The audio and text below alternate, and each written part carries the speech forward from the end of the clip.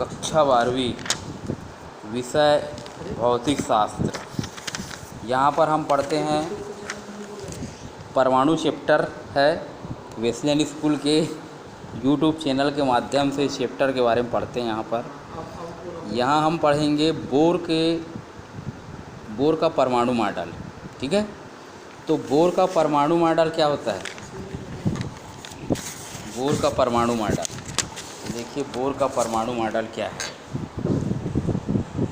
इसके मुख्य अभिगृहित जो है, परमाणु का समस्त द्रव्यमान और समस्त धनावेश उसके नाभिक पर केंद्रित होता है।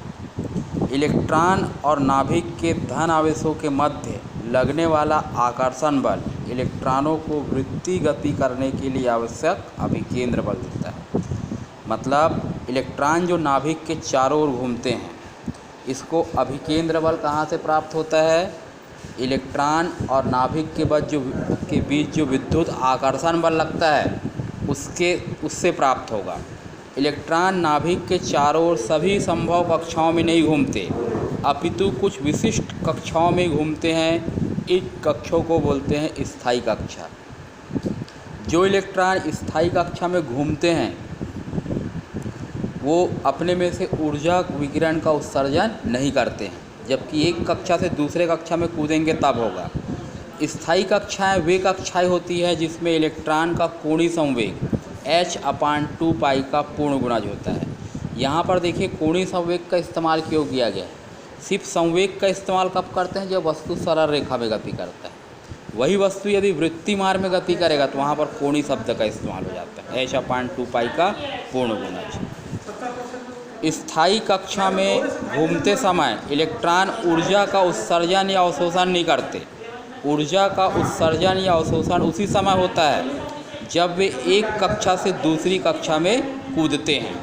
तो ये है बोर का परमाणु मॉडल। अब हम पढ़ते हैं हाइड्रोजन परमाणु में।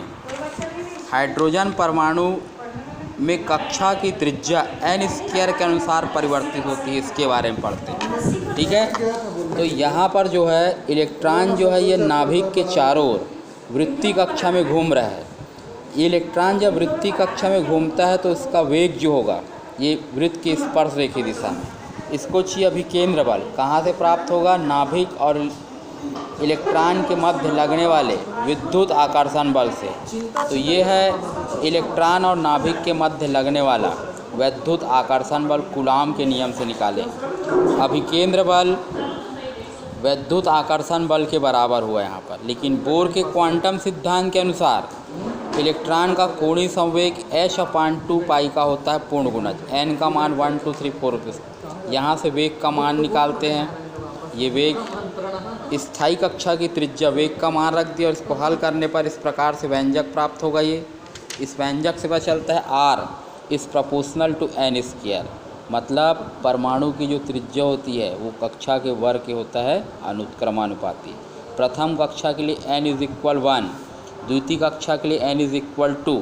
इसी प्रकार देखिए ऊर्जा स्तर आरेख। हाइड्रोजन परमाणु के लिए ऊर्जा स्तर आरेख, ये देखिए आरेख खींचा गया, ये क्षैतिज रेखाओं से n = 1 2 3 4 5 6 n × 2 तक। इसके बाद आयनित परमाणु, ये उत्तेजित अवस्थाएं हैं।